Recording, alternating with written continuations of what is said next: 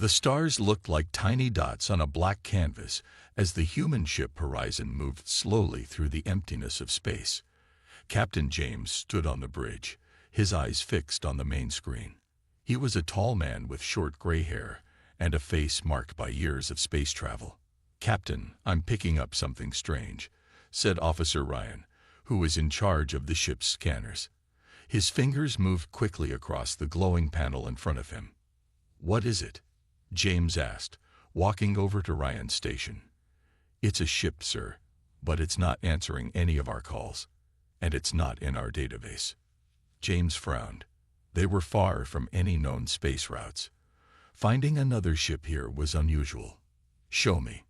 The main screen changed to show a massive vessel drifting silently in space. It was at least 5 times bigger than the Horizon.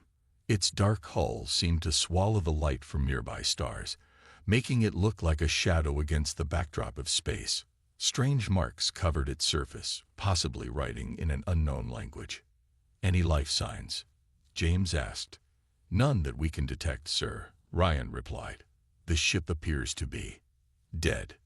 The door to the bridge opened, and Engineer Marcus walked in. He was younger than James, with dark skin and clever eyes that missed nothing. Behind him came Science Officer Elena, her red hair tied back, and Security Officer Thorne, whose hand never strayed far from his weapon. "What did you find?" Marcus asked, looking at the screen. "A ghost ship," James said. "No life signs, no response to our calls." Elena moved to one of the science stations and began running her own scans. After a few minutes, she looked up with excitement in her eyes. "Captain, the technology on that ship is unlike anything we've ever seen. The energy readings are off our charts, even though most systems seem to be dormant." "Could it be dangerous?" Thorne asked, ever cautious. "Anything unknown is potentially dangerous," Elena said. "But think about what we could learn from it." James thought for a moment. Their mission was to explore and gather knowledge. This strange ship was exactly the kind of discovery they were looking for, but Thorne was right to be careful. "What do we know about its weapons?" James asked. Ryan checked his readings again. "The ship has what appear to be weapon ports along its hull, very advanced. If they were to activate, they could probably destroy us in seconds. But they're not active now." James pressed. "No, sir. Most of the ship seems to be in some kind of sleep mode." James made his decision. "We're going to investigate. Thorne, prepare a boarding team. Elena, Marcus, you're with him. I want to know what that ship is and where it came from." Elena's face lit up, but Thorne frowned. "Captain, I strongly advise against this," Thorne said. "We don't know what's waiting for us there." "That's exactly why we need to go," Elena argued. "This could be the most important discovery of our time." "I agree with Elena," Marcus added. "As long as we're careful, the potential knowledge we could gain is worth the risk." James nodded. "Prepare your team, Thorne. Take all necessary precautions. I want constant communication. At the first sign of danger, you return immediately." 30 minutes later, the small boarding shuttle left the Horizon and approached the mysterious ship. Inside the shuttle, Thorne checked his weapon one last time, while Elena could barely contain her excitement. Marcus sat quietly, his mind already working on the engineering problems they might face. "Look at the size of it," Elena whispered as they got closer. The alien ship loomed before them, massive and silent like a mountain floating in space. They found what looked like a docking bay and carefully guided their shuttle inside. The bay was dark, with only their shuttle's lights cutting through the blackness. As they landed, the team put on their spacesuits. "Atmosphere check," Thorne asked. "There's air," Marcus confirmed, looking at his scanner. "It's breathable, but thin. Better keep our suits on for now." They stepped out of the shuttle into the vast docking bay. Their lights revealed rows of smaller craft, alien in design, parked neatly along the walls. Everything was covered in a fine layer of dust. "How long has this ship been drifting?" Thorne wondered aloud. "Years, maybe centuries," Elena replied, running her hand along one of the alien craft. These ships look like they were built for speed. Maybe fighters. This whole place feels like a warship, Thorne said, his voice tense. Look at the design. Efficient. Nothing wasted. Built for a purpose. They made their way out of the docking bay into a long corridor. Strange symbols covered the walls, glowing faintly with a blue light. Can you read any of this? James asked over their communication link. Not yet, Elena replied. But the symbols seem to be reacting to our presence. They're getting brighter. As they moved deeper into the ship, they found more evidence of its military nature. Rooms filled with what looked like weapon storage, areas that could only be firing ranges for training. But strangely, they found no crew quarters, no command center. Where is everyone? Marcus asked. A ship this size would need hundreds of crew members. Maybe they abandoned it, Thorne suggested. They reached a massive door at the end of a corridor. Unlike the others they had passed, this one was sealed tight. Can we open it? Elena asked. Marcus studied the control panel beside the door. I think so. The ship's systems seem to be in a low-power state, but they're still functioning. He worked on the panel for several minutes, then stepped back as the massive door began to slide open slowly.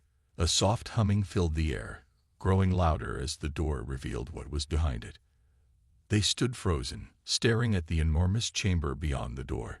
It was filled with rows upon rows of strange, transparent pods, each big enough to hold a human-sized being. A faint light pulsed within each pod, like a heartbeat. What is this place? Thorne whispered. Before anyone could answer, the lights in the chamber suddenly brightened. The humming grew louder. All around them, the ship was coming to life. Captain, Thorne called urgently over the comm. Something's happening. A ship is activating. Get back to the shuttle, James ordered. Now. But as they turned to leave, the door slid shut behind them. They were trapped. The ship's systems are waking up, Marcus said, checking his scanner. Power levels rising all over the vessel. On the walls, the strange symbols glowed brighter, changing patterns rapidly as if communicating.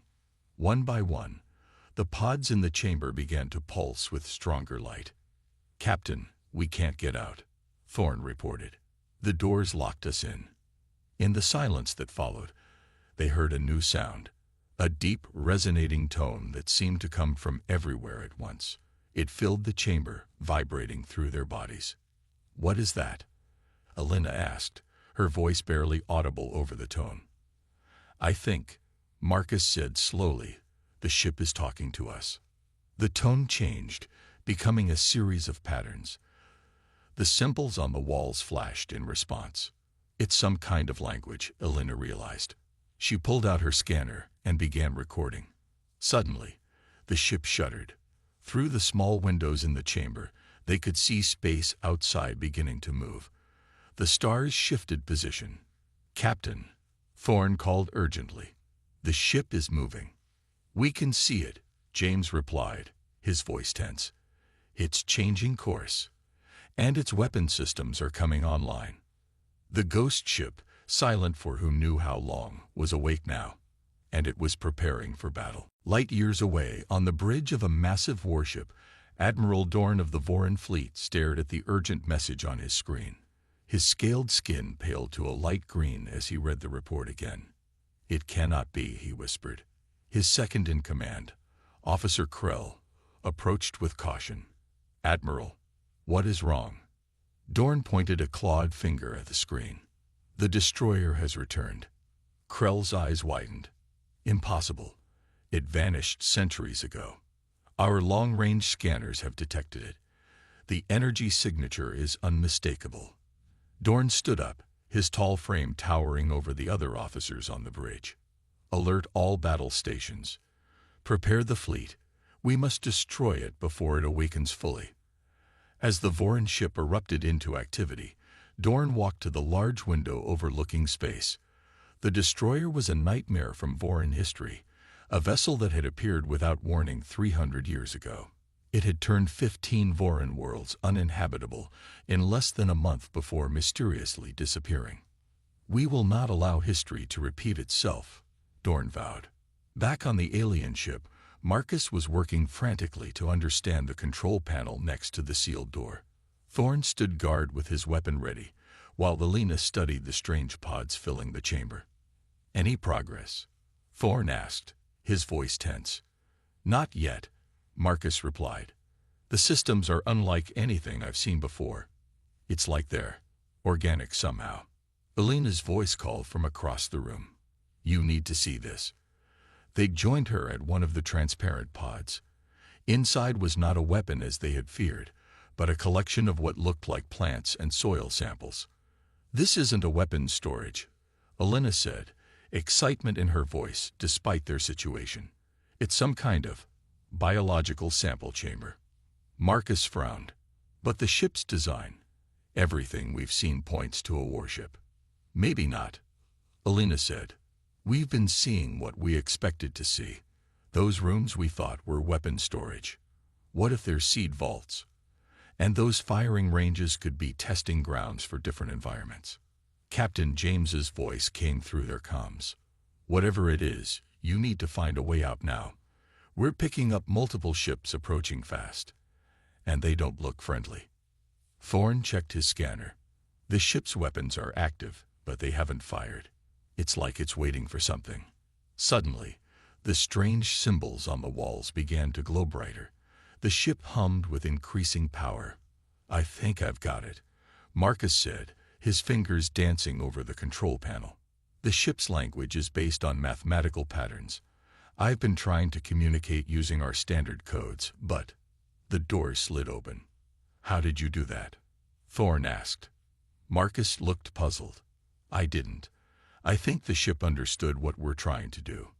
They moved quickly back into the corridor, which was now fully lit. The symbols on the walls pulsed as if guiding them. "Follow the lights," Alina suggested. "I think it's showing us where to go."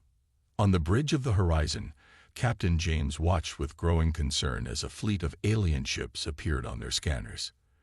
The vessels were sleek and clearly designed for combat, with multiple weapon ports glowing with energy. "They're hailing us," Ryan reported. "Open a channel," James ordered. The screen flickered to show a tall, reptilian being with scaled green skin and vertical pupils. Behind him, a busy bridge crew worked at various stations. "Human vessel," the alien said, its voice deep and hostile. "You have awakened the destroyer. Remove your people immediately or be eliminated with it." James stood straight, trying to project confidence.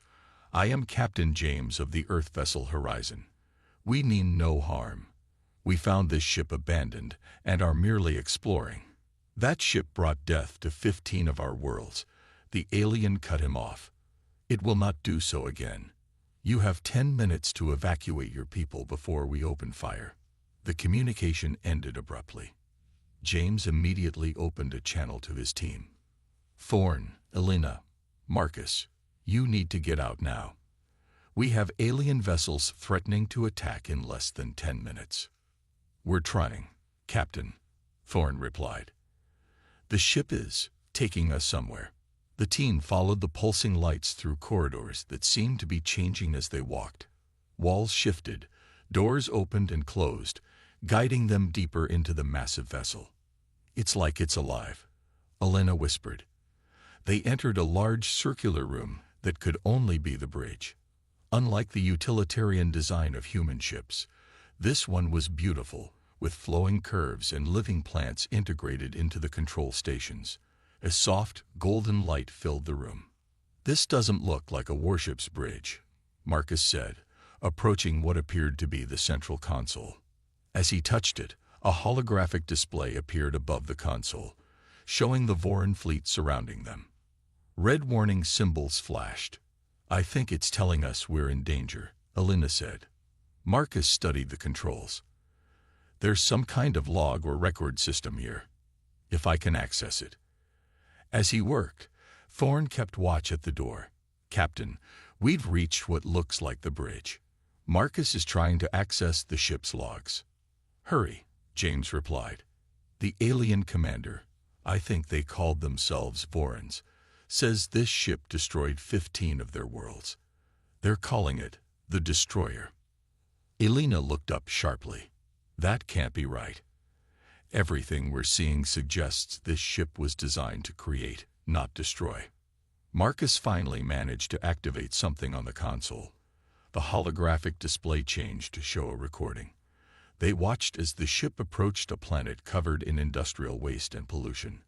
The ship deployed smaller vessels that released something into the atmosphere. Within minutes, the recording showed plants beginning to grow, spreading rapidly across the damaged landscape. It's a terraforming ship, Elena breathed. It doesn't destroy worlds, it heals them. Before they could process this revelation, the ship shuddered violently. They're firing on us, James shouted through the comm. The Voron fleet had opened fire, their energy weapons striking both the alien ship and the horizon. Our shields won't hold for long, James reported. You need to get out of there now. But as Marcus moved away from the console, the alien ship responded. The entire bridge lit up, and they felt the vessel surge with power.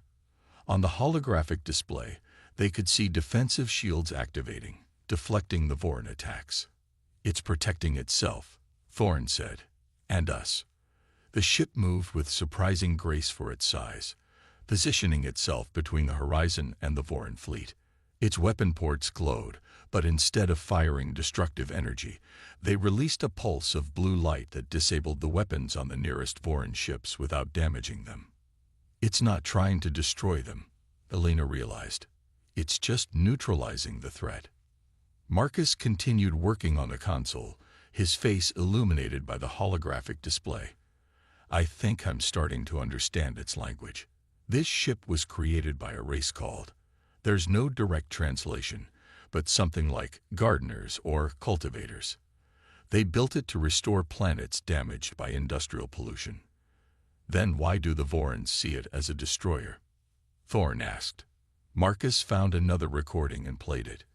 It showed Voron ships attacking the alien vessel as it approached one of their planets. The recording then showed the same planet before and after the ship's intervention, changing from a toxic wasteland to a thriving ecosystem. I think I understand, Elena said slowly. The Vorons were deliberately polluting their planets for some reason. This ship came and reversed the damage against their will. They see it as destruction because it undid what they were trying to achieve. The ship shuddered again as more Voron weapons fire hit their shields. We need to find a way to communicate with the Vorons, James said over the comm. Tell them the truth before it's too late. As if in response to his words, the central console opened, revealing a crystal that glowed with inner light. Marcus reached for it hesitantly. I think, he said, this is how we speak to the ship. Marcus stared at the glowing crystal in the console. It pulsed with a gentle blue light, almost like a heartbeat. Should I touch it? He asked, looking at Elena and Thorne. It could be dangerous, Thorne warned, his hand on his weapon. Elena moved closer, studying the crystal. I don't think it means us harm. This ship could have killed us many times already if that was its intent.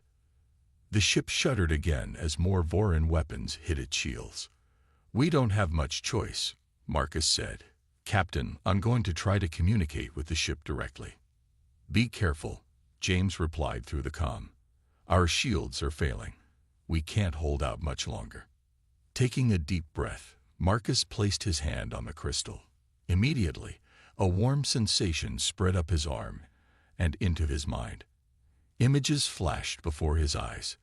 Planets being healed, ecosystems restored, life blooming in places that had been dead. Then he saw the Vorons, centuries ago. They were mining their planets for rare minerals, leaving toxic wastelands behind. The ship, which called itself the Garden of Dawn, had been sent to repair this damage. The Vorons had fought back, calling the ship a destroyer of their industry. Marcus pulled his hand away, gasping. I saw its memories. The ship, it's called the Garden of Dawn. It was built to heal planets, not destroy them. Did it show you how to communicate with the Vorons? Thorne asked urgently. I think so, Marcus said, turning back to the console. "It wants to establish a direct link to their ships." Working quickly, Marcus used the knowledge the ship had shared with him. The holographic display changed, showing Admiral Dorn's face. "Voran vessel," Marcus began. "Please cease fire. This ship is not what you think it is." Dorn's scaled face showed surprise, then anger. "Humans, you dare to control the destroyer." "We don't control it." Elena stepped forward. "We just understand what it truly is. This isn't a weapon of destruction. It's a terraforming vessel designed to heal damaged planets." "Lies," Dorn hissed. "Our history records the devastation it brought to 15 Voran worlds." "Those records are wrong," Marcus said firmly. "Or they were changed. We've seen the ship's own memories. It came to restore your planets after they were damaged by mining operations." The Admiral's eyes narrowed. "The old mining operations. That was before my time. But our records are clear."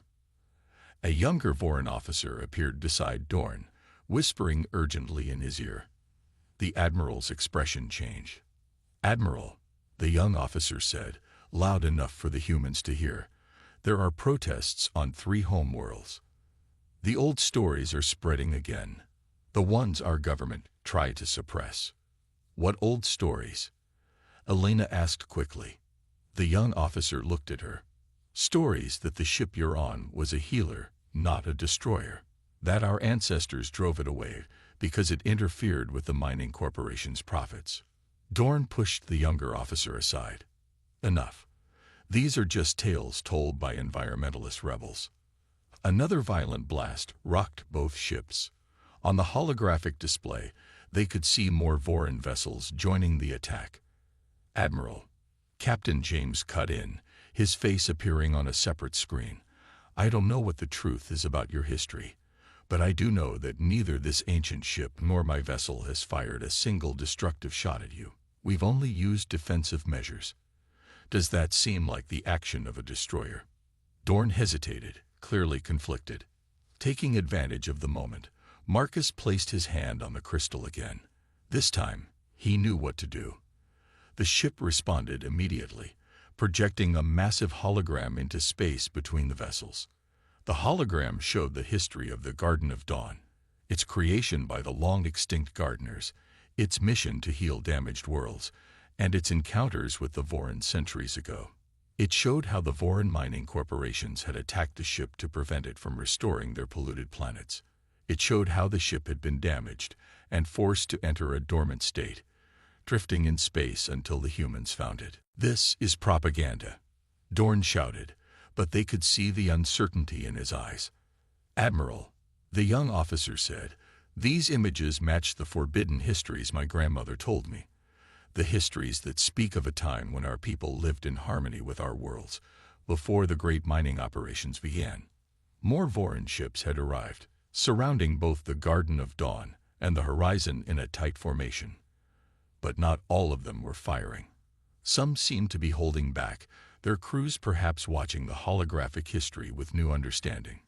"Even if what you say is true," Dorn said finally, "this ship interfered with our sovereign right to use our planets as we saw fit.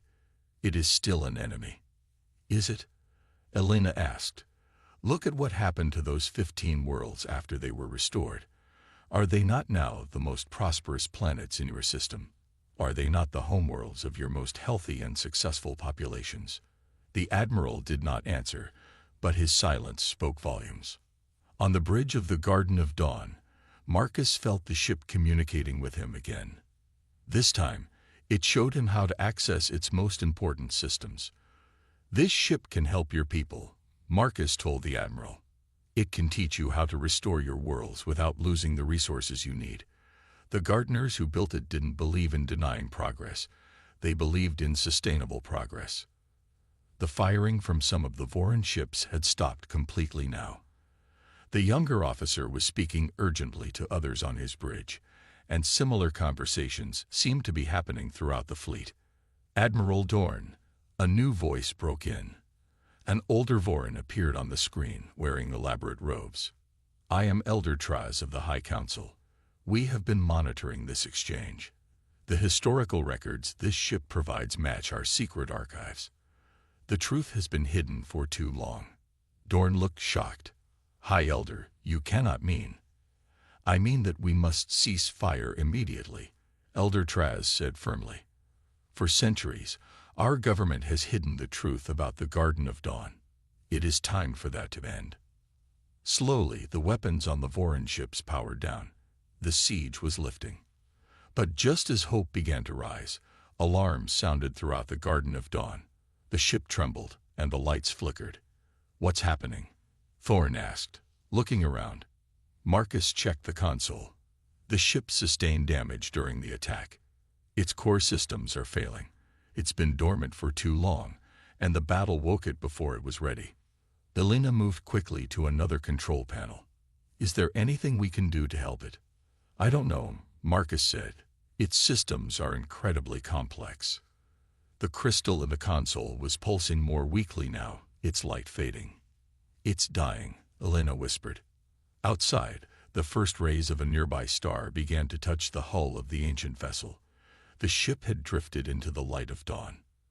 And as the light grew stronger, something unexpected began to happen. As the first light of dawn touched the ancient ship, its hull began to change. The dark metal that had made it look like a weapon of war slowly transformed. Where there had been sharp angles, there were now gentle curves. Sections that had appeared to be weapon ports opened like flower petals, revealing crystal panels that caught the starlight and broke it into beautiful colors. Look, Elena gasped, pointing at the holographic display that showed the ship's exterior. The Garden of Dawn was living up to its name. In the light of the nearby star, it was revealing its true form, not a warship, but a vessel of life and beauty. It's absorbing the starlight, Marcus said, checking the readings on the console. The ship is solar-powered.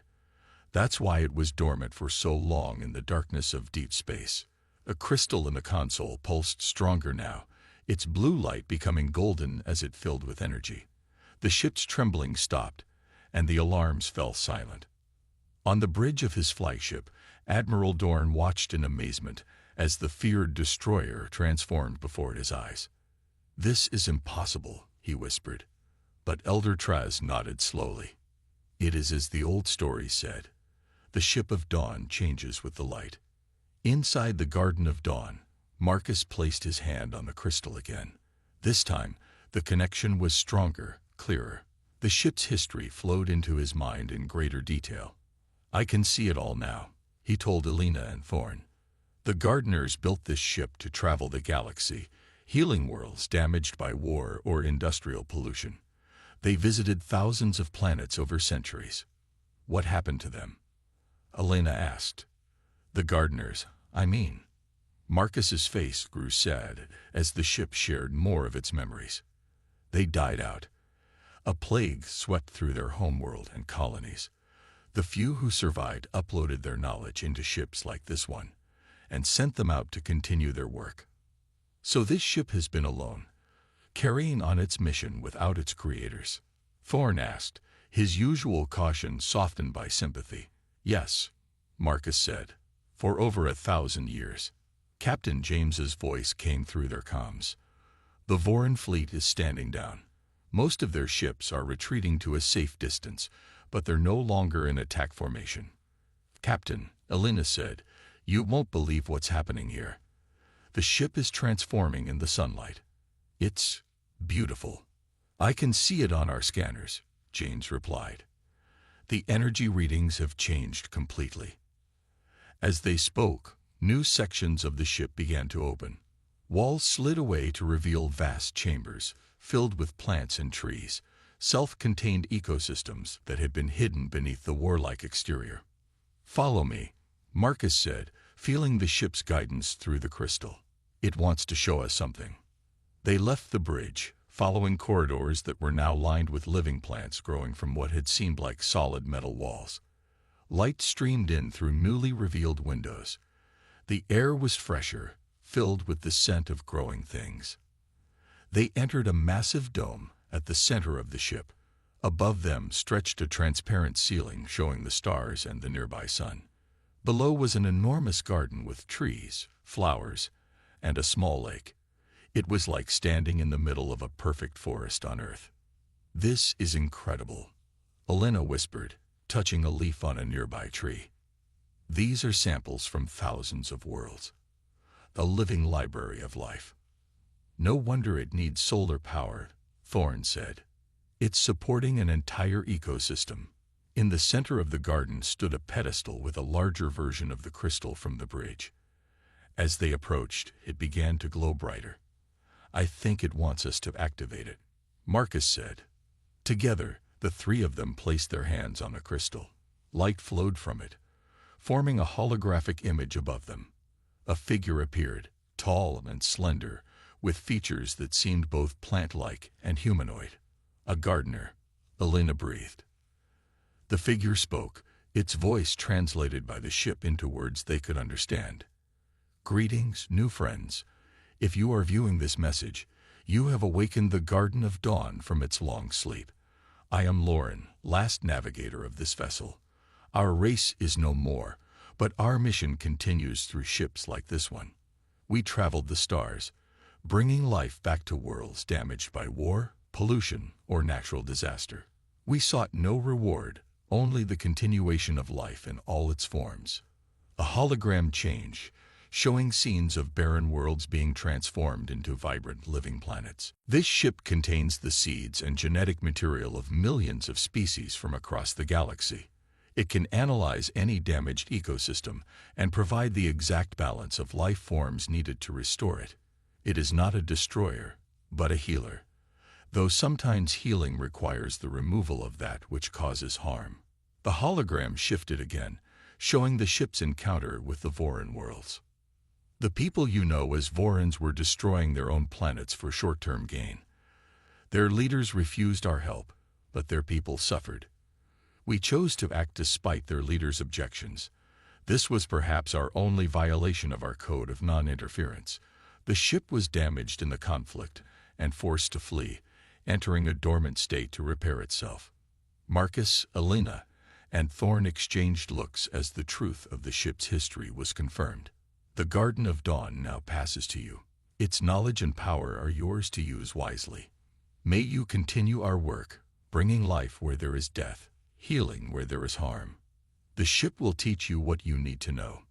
The hologram faded, leaving them standing in silence around the crystal. "Did it just give us the ship?" Thorne asked in disbelief. "I think it did," Elena said softly. Marcus still had his hand on the crystal. "It's more than that. It's asking us to continue its mission, to become the new gardeners." Their conversation was interrupted by Captain James's urgent voice on the comm. "Team, we've got a situation. The Voran ships are coming back." They rushed to a nearby window. Through it, they could see that the Voran fleet was indeed returning, forming a circle around the Garden of Dawn and the horizon. "Are they preparing to attack again?" Thorne asked, reaching for his weapon. "No," Marcus said, feeling the ship's thoughts through his connection to the crystal. "The ship doesn't sense any hostile intent." A communication request flashed on a panel near them. Marcus accepted it, and Elder Traz's face appeared. "Humans," the Elder Voran said, "what you have revealed today has shaken the foundations of our society. For centuries, our government hid the truth about the Garden of Dawn and its mission. The corporations that destroyed our worlds for profit twisted the narrative, making this ship of healing into a monster in our history." The Elder bowed his head. "We have much to atone for. Many of our worlds still suffer from the damage of that time. Others have been restored but are poorly managed. We would request the aid of the Garden of Dawn once more." Elena looked at Marcus. "Can the ship help them?" Marcus nodded, feeling the ship's eager response. "It was built for exactly this purpose. It wants to fulfill its mission." "There's just one problem," Thorne pointed out. "None of us knows how to operate a ship like this. It's far beyond our technology." A soft chime sounded from the crystal. Marcus listened to the ship's thoughts. "The ship says it can teach us," he said slowly. "It was designed to pass its knowledge to new crews when the time came. It's been waiting for someone to awaken it, and continue its work. Captain James's voice came through again. What's happening down there? The Vorons are requesting to send representatives aboard both ships. Captain, Elena replied, excitement in her voice. I think we just became diplomats for the most important mission of our lives. As she spoke, the dome above them filled with the full light of the rising sun. The Garden of Dawn gleamed like a jewel in space, no longer the feared warrior vessel of legend, but revealed at last in its true purpose. And in that light, the humans faced a choice that would change not just their lives, but the fate of countless worlds across the galaxy. 1 week had passed since the humans first boarded the Garden of Dawn. The ancient vessel now orbited a small Voron colony world called Trasfor, named after the elder who had helped reveal the truth. Captain James stood on the observation deck of the ship, watching a small shuttlecraft move between the Garden of Dawn and the planet below. The once barren world was already showing signs of change. Green patches had begun to appear on its surface, where the ship's healing technology had been deployed. It's happening even faster than we expected, Elena said, joining him at the window. The ship says the full restoration will take less than a year. James nodded, still amazed by what they have discovered.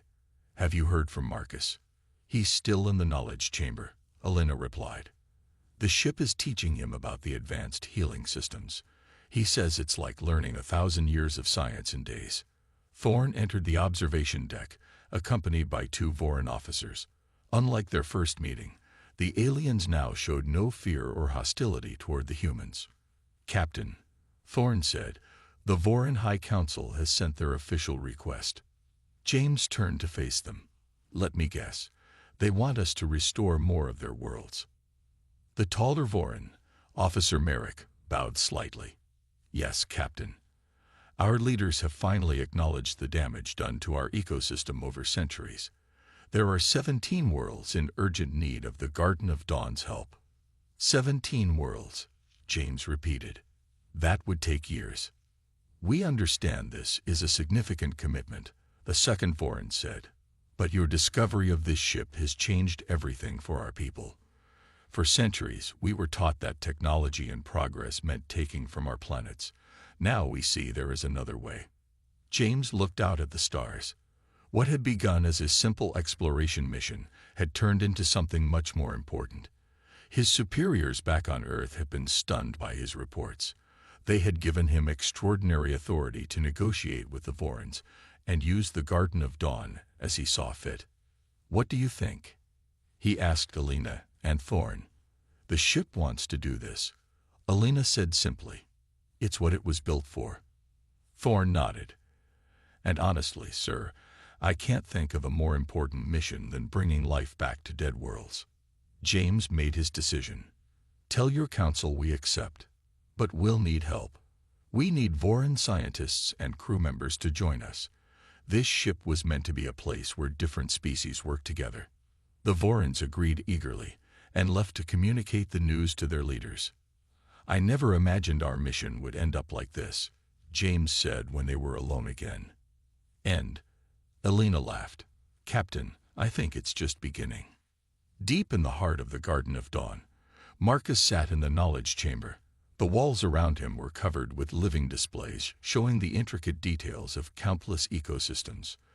The central crystal pulsed with light as it transferred information directly into his mind.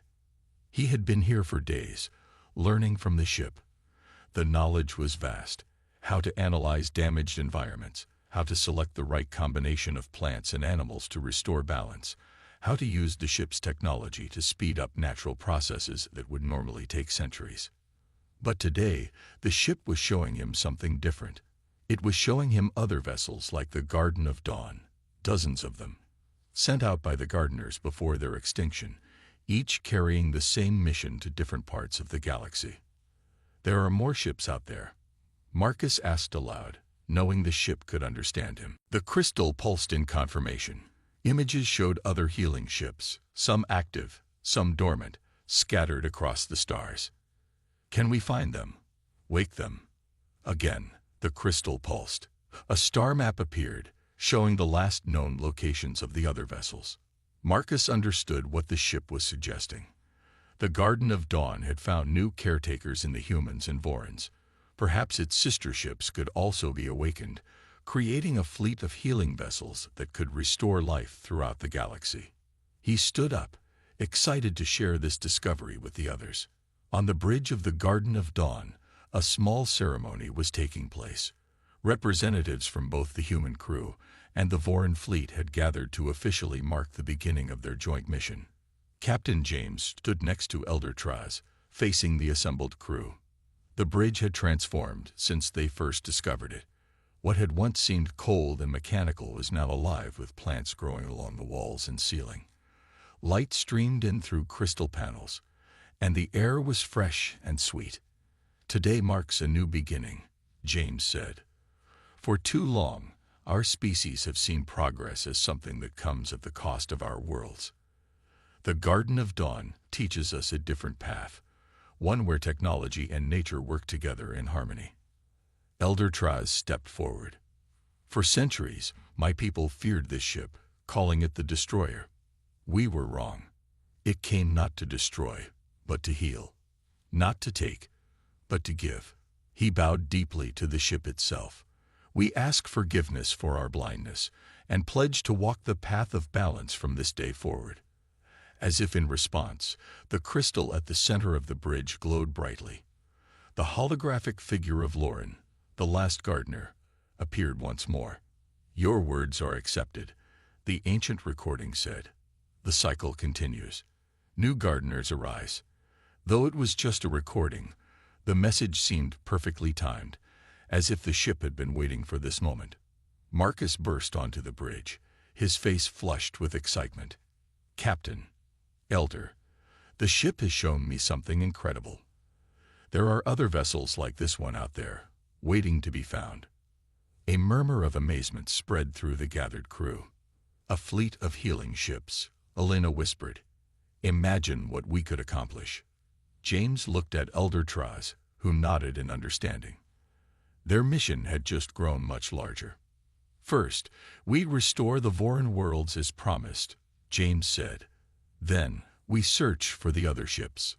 As he spoke, the Garden of Dawn began to move, turning gracefully toward the damaged planet below.